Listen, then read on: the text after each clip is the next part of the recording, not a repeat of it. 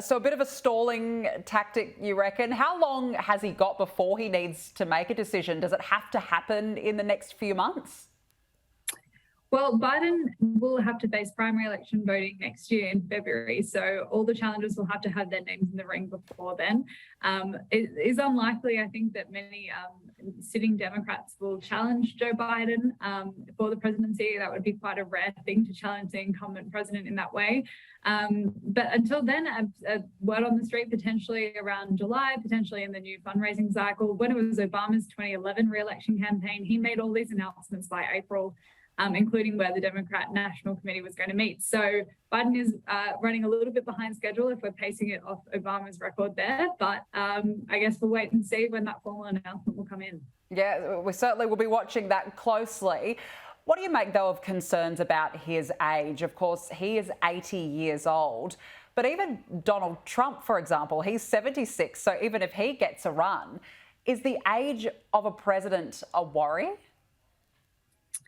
That's right. I think there are a number of Americans, both within the elected Congress and within the public, that are concerned about Biden's age. And it is something that comes up very frequently in these conversations about whether Joe Biden will formally announce his run coming up. It is one of those questions of, does he have the fortitude to keep going? And so far, he's made a huge effort to prove that he does, that he can manage the presidential schedule and the responsibilities that come with it despite his age. But it is a consideration. As you said, Donald Trump, he is of a similar age to Joe Biden. And should Biden seek out the second term and be elected, he will be 85 by the time he finishes his presidency. He's currently the oldest president in US history, and that would very much solidify his place as the oldest president ever.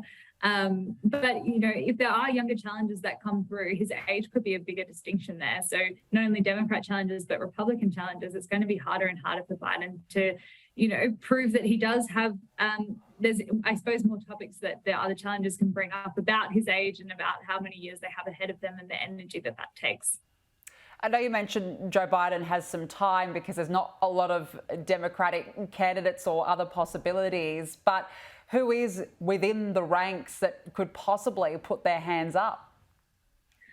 It's a good question. There are two Democrats that have already announced their run. So one is a Kennedy, who's an anti-vaxxer. Another is a self-help author. Both are not named or sitting congressional members, who are kind of the usual pool of candidates that we typically see. And so they're kind of outside challenges and very, very far outside chances.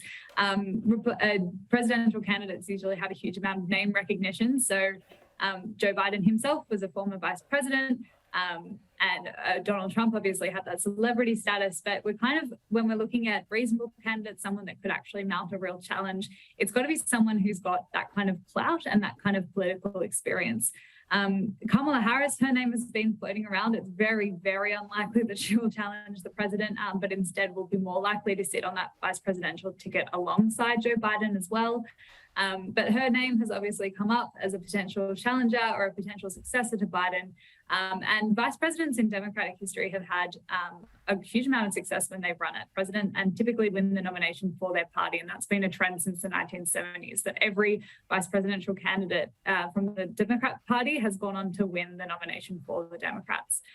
So Kamala Harris could have an outsized chance there, but at this point it does look like Joe Biden is the front runner. Gavin Newsom, the governor from California, is another name on the street as someone to potentially watch. But again, I don't think sitting Democrats will be mounting challenges against the sitting president at this stage, especially if his intention, as he says, is to run next year. Well, it's going to be a fascinating 12 months, that's for sure. Victoria Cooper, thank you so much for joining us. Thanks very much.